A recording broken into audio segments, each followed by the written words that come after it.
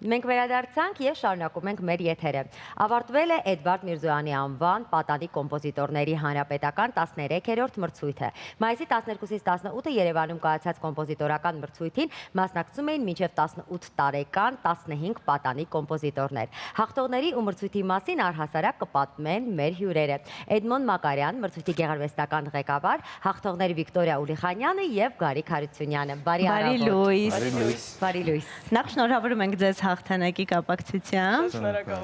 Քիչ հետո կխոսենք ձեզ այդ հաղթանակի մասին, ձեր տպավորությունների մասին, բայց մինչ այդ, պարոն Մակարյան, ինչպես ծնվեց գաղափարը 13 տարի առաջ եւ արդյոք այս 13-րդ մրցույթը տարբերվում է նախորդ 12-ներից։ Նախ ուրախ ենք, որ այստեղ ենք, բարի լույս։ Իրականում 13 տարի առաջ, երբ պարոն Սացյանը ստանձնեց Հայաստանի կոմպոզիտորների միության նախագահի պաշտոնը, մենք այսպես ձևավորեցինք թիմ եւ այդ թիմի շրջանակներում ընդգրկեցինք մի քանի ռազմավարական ուղղություններ, այդ թվում եւ պատանի ստեղծագործողներին աջակցելը, խրախուսելը, նրանց դաշտ եւ հարթակ տրամադրելը, որովհետեւ մեր իրականության մեջ չկար այսպիսի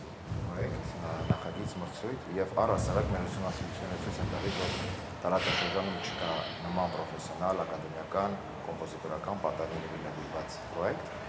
Եվ 13 տարի ամեն տարի այսպես քարի վրա դնելով, քարի վրա ավելացնելով փորձեցինք ստեղծել այս հարթակը եւ միշտ տարբեր առիթներով ասում եմ, որքան մենք բարդացնում ենք մրցույթի կանոնները, այդքան երեխաներն ավելի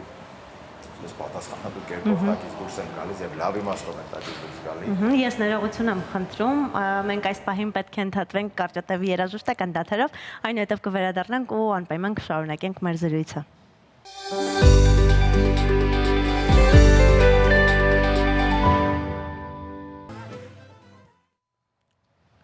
Մենք շարունակում ենք աշխատել ուղիղ եթերում, պարոն Մակարյան, շարունակենք մեր զրույցը, խոսենք, թե 13-րդ մրցույթը ինչով է առանձնանում, ինչպես է անցել։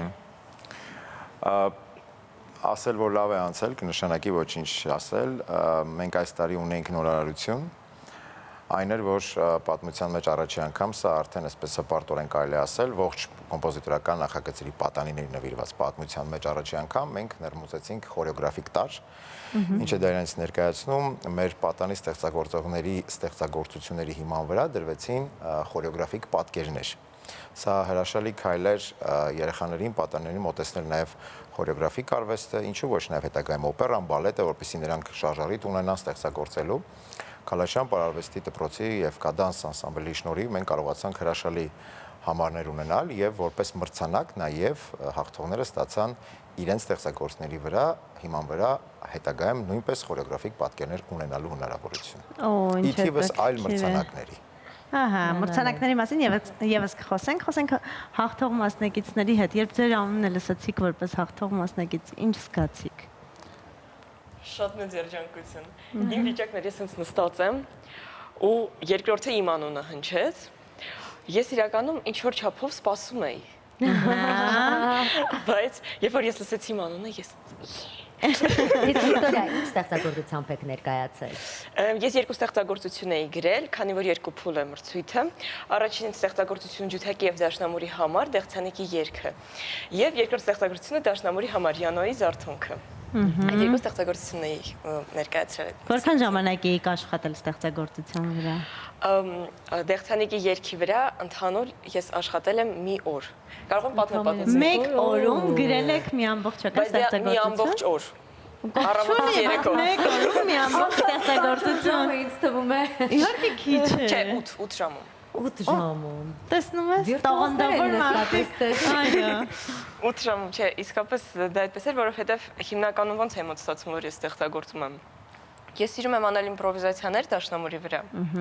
Եվ շատ հաճախ հիմնականում հենց այդպես է լինում է, ես իմպրովիզացիայի մեջ ստեղծում եմ ոնց որ թեմա ու հասկանում եմ, որ թեմայով կարող եմ զարգացնել, այդ թեման կարող եմ զարգացնել ու ստեղծել ինչ-որ մի ստեղծագործություն։ Ու մի օր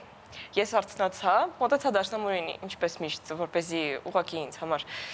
իմպրովիզացիա անեմ, եւ հենց առաջինը ինչ ես նվագեցի, եղավ հենց այդ սկզբի թեման։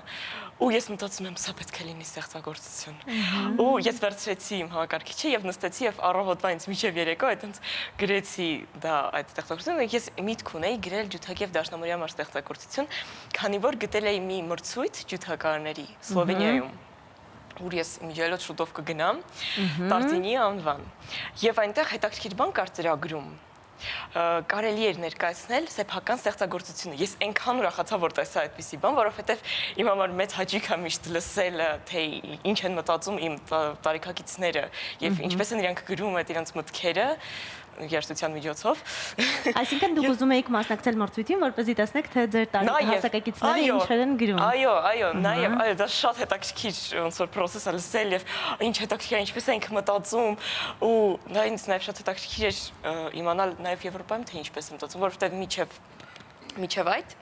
ես լսել եմ միայն Հայաստանի երեխաների երաժշտությունները ու ինձ շատ հետաքրքրեց թե ինչպես են գրում երաժշտություն Եվրոպայում իմ տարիքակիցները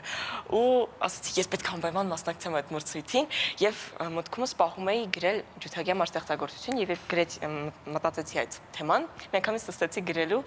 այդ ստեղծագործությունը եւ այդպես մի օրում ընտրում ինքան ծիծաղալու էր օրվա ընթացքում մայրիկս ասում է Վիկա հաց կեր ես մի վարքան ու մի վարքանը ձգվում է արդեն միջև երեկո էլի բայց հետաքրքիր է որ ձեր առաջին գործիքը ջութակն է բայց դուք ստեղծագործում եք դաշնամուրի վրա այո տենց բան կա որովհետև ջութակի վրա ես ընդհանրապես հարմոնիայի վրա եմ հիմնականում դնում իմ ոնց որ հիմքը ստեղծագործության քան ավելի շատ ոնց որ մեղեդու կամ ռիթմի իսկ դաշնամուրի վրա հարմոնիաները հենց ստանալ շատ ավելի հեշտ է քան ջութակի վրա, որովհետև շատ ավելի շատ հնարավորություն ունեմ միանգամից այնտեղ ակորդներ, բաներ միանգամից վերցնելու եւ փոքրուց էլ ես միշտ երբ իմպրովիզացիա եմ արել, հենց դաշնամուրի վրա եմ արել։ Գարիկ, դուք ինչ ստեղծագործություն եք ներկայացրել։ Ես էլ այս տարի ներկայացա երկու ստեղծագործությունով, կվարտետով եւ դաշնամուրային ստեղծագործությամբ, բայց իմ կվարտետը եղել էր ոչ ստանդարտ կազմով Ինչ գործիքներ էին ներառված։ Դաշնամուրային կվարտետ էր, բայց հիմնականում դաշնամուրային կվարտետում լինում է ջութակ, այլ թավջութակ, դաշնամուր։ Իմ այդ ջութակի տեղը եղել է քամանչա, այլ թավջութակ, դաշնամուր։ Շատ մեծ ռիսկով արեցի քամանչայի պարծան գրելով։ Ես մտածեցի, որ ձայնը կարողա դուրս գալ այն գործիքները չձուլվի, բայց բավականին հաջող կուրս ստացվեց։ Ու միանգամից արագ համարյա 19 օրում գրեցի ստեղծագործությունս ու բարեհաջող արժանացա մեծ բանրցանակին։ Իսկ քամանչա նվագում եք։ Չէ։ Հետաքրքիր է, չէ՞, չի նվագում գործիքը, չի դիրապետում գործիքը։ Գրել պարտիաները քամանչայի տաղանդ եմ ասել։ Պարոն Մակարյան, եթե խոսենք կոմպոզիտորների մրցույթից, որքանով եք կարևորում այս մրցույթը եւ որքանով է սա նաեւ աջակցում, որպիսի հայտ գան կոմպոզիտորներ։ Իրականում այս մեր մասնագիտությունը բավական բարդ մասնագիտություն է, ամենևին չթերագնահատելով ոչ մի մասնագիտություն, նկատում եմ երաժշտարվեստին, բայց եկեք այսպես ուղիղ խոսենք, որ կատարողական արվեստը այլ շրջանակներում է, իսկ կոմպոզիտորական արվեստը ել ավելի շատ խրախուսելու, աջակցելու անհրաժեշտություն ունի, որովհետև իմ սուբյեկտիվ կարծիքով ոչ թե կատարողական արվեստը, այլ ստեղծագործական արվեստն է, որ հայրենիք է ճանաչում։ Եվ այդ առումով պիտի այս երեխաներին, այս պատաներին անընդհատ փորձել ստեղծել դաշտ, տեսեք մեր մրցույթը ավարտվեց, բայց մենք շուտով պիտի մեկնենք աշտարակ, պիտի ունենանք մարզային համերգ եւ ընթացքում ելի պիտի պրոյեկտներ ունենանք, երեխաներին ընդգրկենք, այսինքն նրանք պետքա բացի նրանից, որ դրսևորվելու եւ ներկայացնելու տեղ ունենան, նաեւ պիտի ձևավորվի մեծ ու գեղեցիկ կոմպոզիտորական ընտանիք։ Իրար նկատմամբ հարգանքով, իրար նկատմամբ մեծ սիրով, օրինակ ողջավորությամբ պիտի նշեմ նույն Գարիկը, ով առաջի տեղ զբաղեցրեց, գնացել նստել էր եւ թերթում էր Վիկտորիայի կատարման ժամանակ դաշնակարի ստեղծագործության նոտաները, ոչ մի գոռոզություն, ոչ մի պարտություն չկար, նա նստած թերթում էր, սա խոսում է միայն մեր լավ իմաստով առաջընթացի եւ հաղթանակի մասին, որովհետեւ այս ընտանիքը պիտի ձևավորվի, մեկը մեկին օգնելով։ Այո, սենց պրոյեկտներն անհրաժեշտ են եւ անհրաժեշտ են, որպեսզի նրանք էլ զգան, որ միայն տատիկի, պապիկի կամ հարևանի համար չպիտի նվագեն, կա պրոֆեսիոնալ դաշտ, կա պրոֆեսիոնալ հարթակ եւ դրա շնորհիվ պիտի գրանցեն իրենց ստեղծագործական աճը։ Ես հասկանում եմ, որ իհարկե հաղթանակ ասվածը արդեն իսկ շատ կարևոր է նմանատիպ մրցույթում, բայց հաղթանակը ձեզ ինչ տվեց, այսինքն ինչպիսի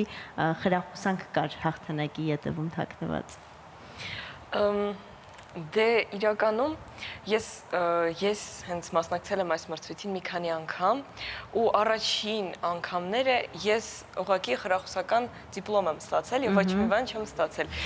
բայց ես մեկը շատ եմ սիրել այս մրցույթը եւ ամեն անգամ մեծ հաճույքով ես գիտեի, որ ես պետք է մասնակցեմ մրցույթին եւ դա ինձ ոնց որ